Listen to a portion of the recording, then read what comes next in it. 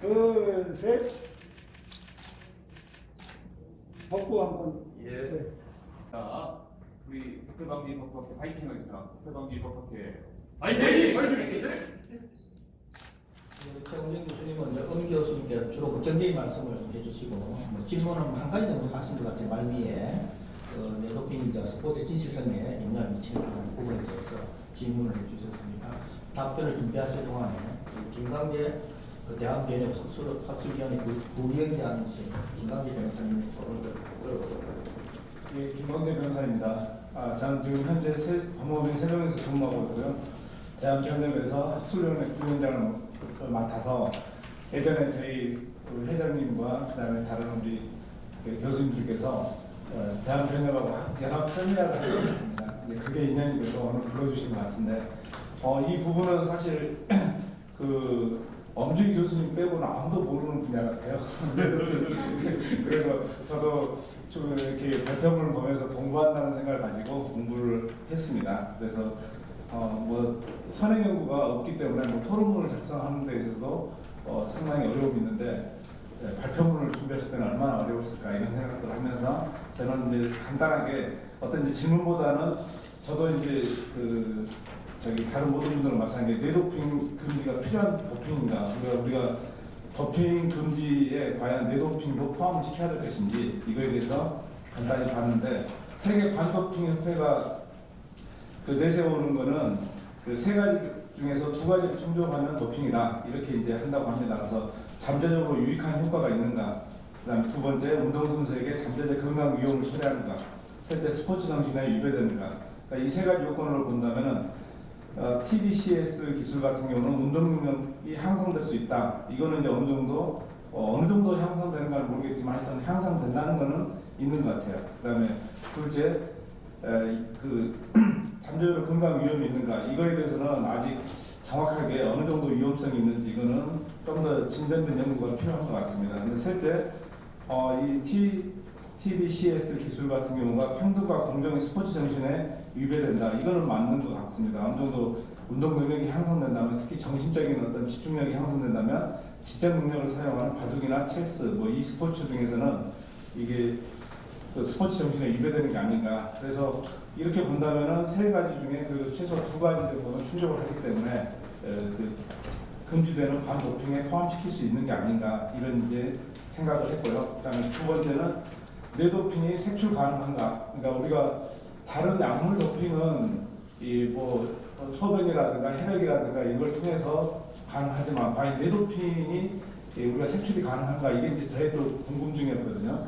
근데 의외로 저도 이제 보면서 우리나라 카이스트가 세계 3대 도핑 분석 센터 중에 하나라고 합니다. 그래서 도쿄올림픽 2020 도쿄올림픽에서도 시대로 이제 초청을 받아가지고 파견됐었고, 그래서 지금 상당한 도핑을 색출하는 기술을 가지고 있는데 지금 현재는 완벽하지는 않지만 결국 우리가 예전에 잡아내지 못했던 스포츠에서 도핑을 지금 세월이 올림픽에서 20년 뭐 이렇게 흐르고 나서도 예전에 소변이나 이런 걸 채취해 놓은 거 가지고 지금 금지약을 사용이 돼서 메달을 박탈시킨 경우를 상당히 많이 봤습니다.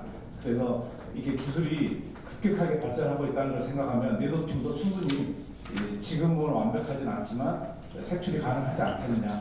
이게 이제 어느 시점일지는 모르겠지만 그래서 당장은 아니더라도 색출이 가능한 충분히 가능하다 이렇게 생각이 들었고요.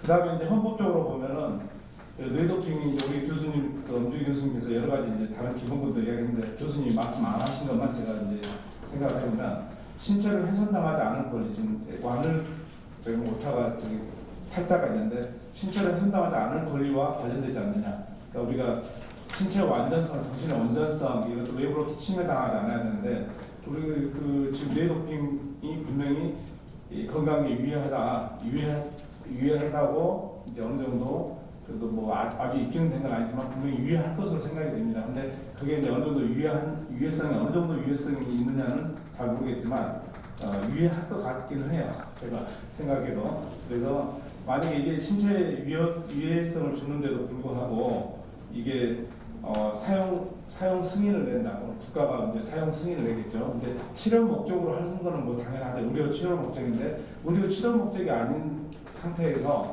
스포츠 선수들이나 이렇게 사용할 수 있게 인가를 해주고 또 수험생이나 이런 학생들이 또 사용할 수 있게 인가를 해주면은 그 어떤 이 구조가 담배 사업에 대한 인가나 허가, 담배 사업 이 구조하고 유사하게 된다는 거죠.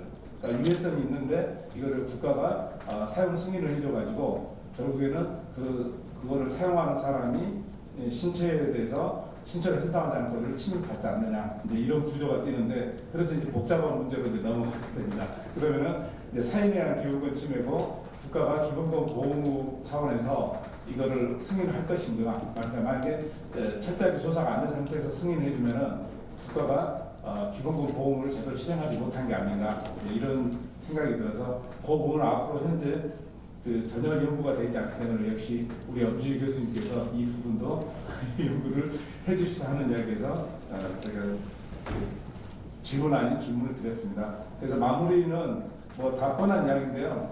우리가 이렇게 열심히 학술 대회를 하고 세미나를 하고 하는 이유가 결국에는 인간의 삶을 질을 향상시키기 위해서 하는 거기 때문에 여기서 우리가 말하고 있는 뇌 질환을 위해서 뇌도핑이 사용된다. 그러면 좋은 목적입니다. 치료 목적. 그런데 그게 아니고 다른 이제 우리 어떤 스포츠 정신이라든가 공정성에 위배되는 걸로 사용한다면 그건 잘못된 사용이기 때문에 우리가 그 논의를 해서 금지를 해야 되지 않겠느냐 이렇게 생각하고 있습니다. 감사합니다.